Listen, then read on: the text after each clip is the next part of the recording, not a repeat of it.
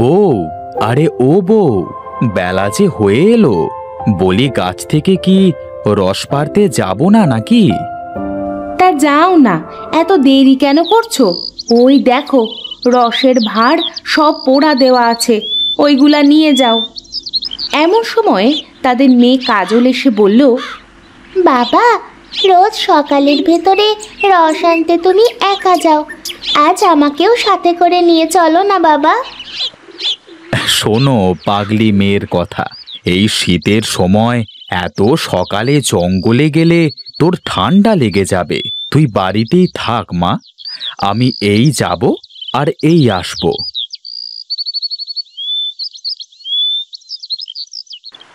নন্দা ভাঁড়গুলো নিয়ে রস আনতে জঙ্গলের উদ্দেশ্যে রওনা দিল।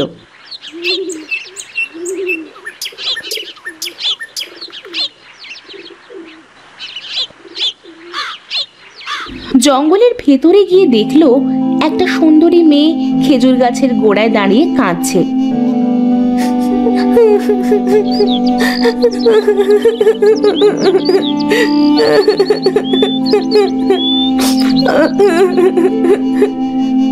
এই মেয়ে, কে তুমি?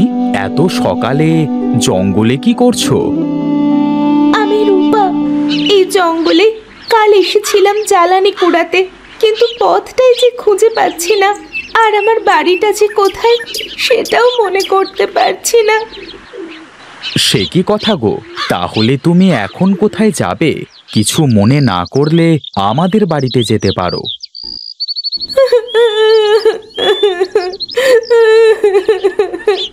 যেতে অবশ্যই পারি, তবে তুমি যদি আমাকে বিয়ে করো।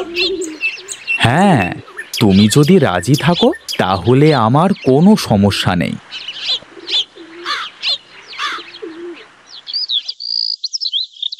চলো তাহলে আজ আমরা বাড়ি ফিরি।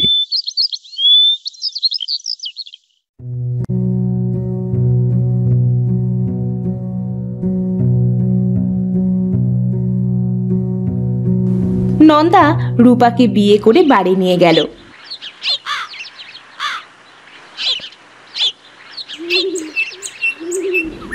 এটা কে?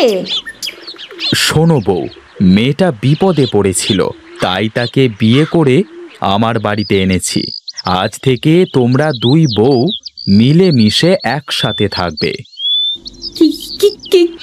কিন্তু আর কোনো কিন্তু তোমার মুখ থেকে আমি শুনতে চাচ্ছি না। হ্যাঁ বুবু, তুমি রাগ করো না, আজ থেকে তোমার কোনো কাজ করতে হবে না, সব কাজ আজ থেকে আমি করব।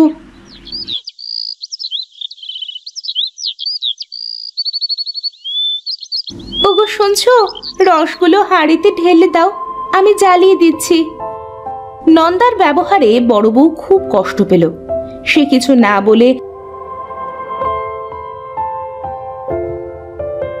ভাঁড়ের রসগুলো হাঁড়িতে ঢেলে দিল। ছোট বউ জ্বালাতে লাগলো।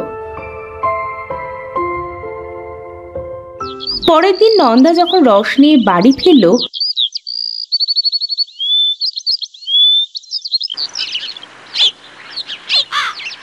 তখন ছোট বউ বলল, ওগো শুনছো, আমি ভেবেছি আজ যে গুড় আমি জ্বালাবো তা দিয়ে জিলাপি বানাবো। কি বলছো কি ছোট বউ? গুড়ের জিলাপি?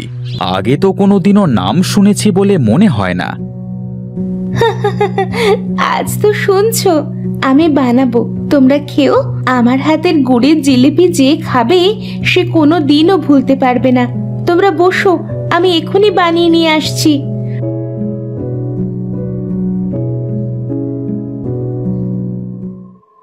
ছোট বউ রস জ্বালিয়ে সেই গুড় দিয়ে জিলাপি তৈরি করে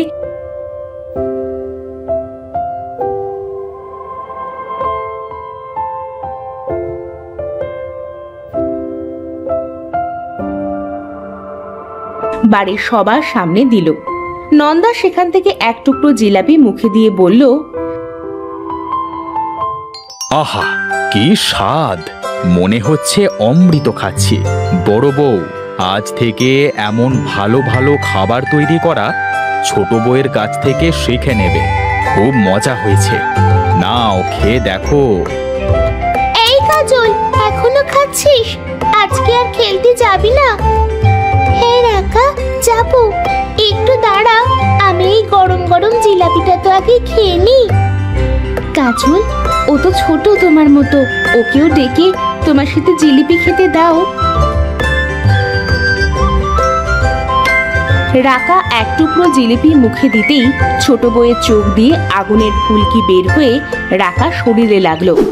এতে রাকা বশ হয়ে জিলাপি খাওয়া বাদ দিয়ে সেখান থেকে উঠে জঙ্গলের দিকে হাঁটা ধরল।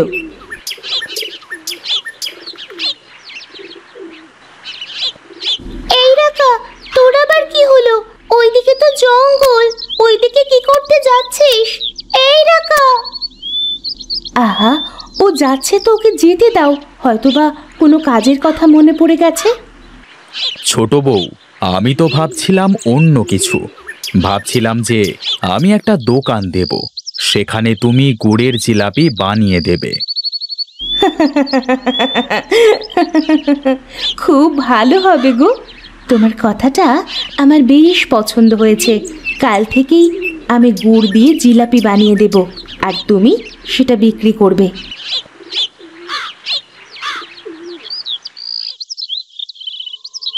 পরের দিন থেকে নন্দা ও তার ছোট বউ মিলে জিলাপি বানিয়ে তা বিক্রি করা শুরু করলো। গুড়ের এই জিলাপি অন্যরকম স্বাদ থাকায় তার দোকান থেকে জিলাপিও বিক্রি হতে লাগলো অনেক।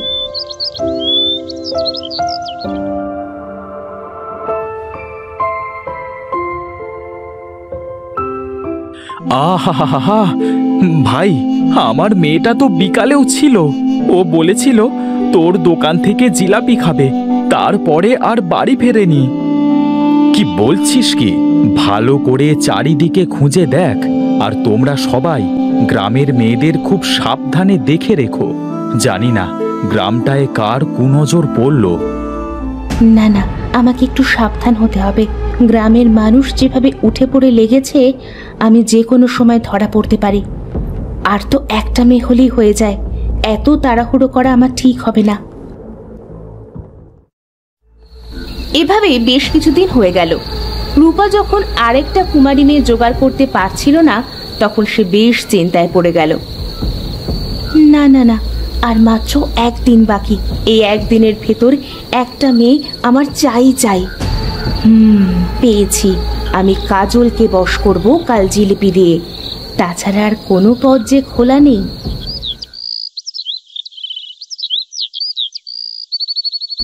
পরের দিন ছোট বউ গুড়ের জিলাপি বানিয়ে কাজলকে খেতে দিতেই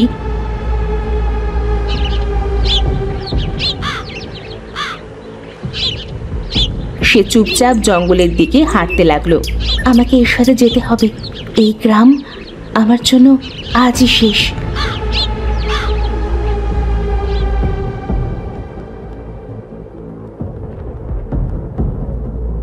এদিকে ছোট বউয়ের বশ করা বড় বউ ও নন্দা সবই ঘরের ভেতর থেকে খেয়াল করলো। ওগো, আমি কি দেখলাম? তাড়াতাড়ি ওর পিছু নাও, ও যে আমার মেয়েকে নিয়ে চলে যাচ্ছে। হায় হায়, এটা আমার কি সর্বনাশ হলো! এতদিন এই ডাইনিটাই গ্রামের সর্বনাশ করেছে। বউ, তাড়াতাড়ি চলো।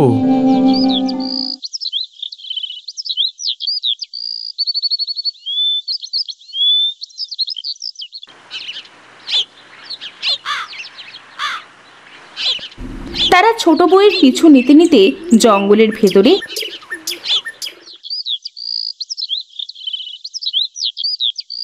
ডাইনি রাজ্যে চলে গেল।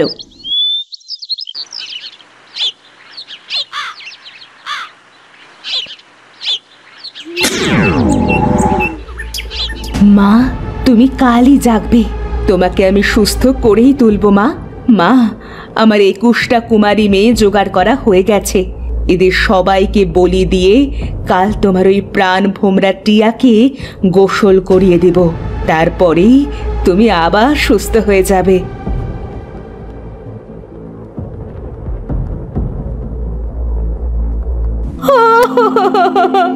ওগো, এবার কি হবে? আমার মেয়েটাকে বলি দিবে।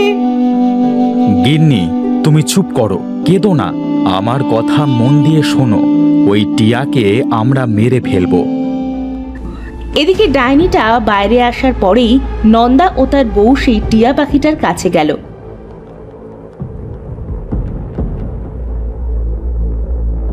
টিয়াকে খাঁচা থেকে বের করে বলল, এই টিয়া, তুই তো এই বুড়ির প্রাণ ভোমরা। এবার বল, ওই বাকি ডাইনিগুলোর প্রাণ ভোমরা কোথায় আছে?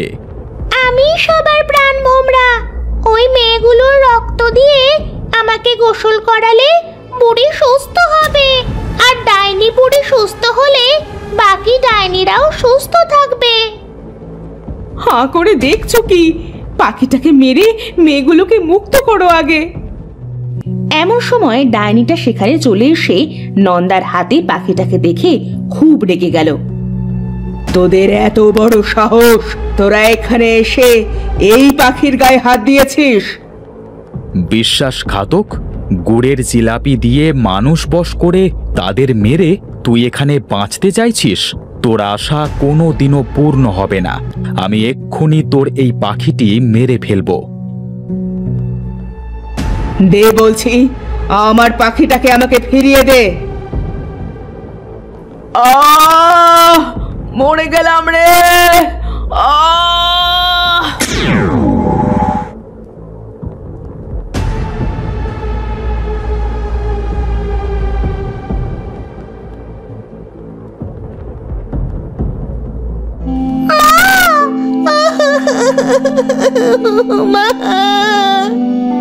কাঁদিস না রে মা, এই সব তোর বাবার জন্য হয়েছে।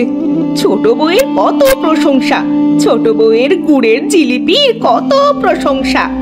আমাকে ওর কাছ থেকে কাজ শিখতে বলছিল। চল মা, আমি তোকে নিয়ে অনেক দূরে চলে যাব। বউ, আমার খুব বড় ভুল হয়েছে। আমি এরকম ভুল আর কোনোদিনও করব না। আমাকে তোমরা ক্ষমা করে দাও। হ্যাঁ মা, বাবাকে ক্ষমা করে দাও। চলো আমরা আবার আগের মতো সুখে শান্তিতে বসবাস করব।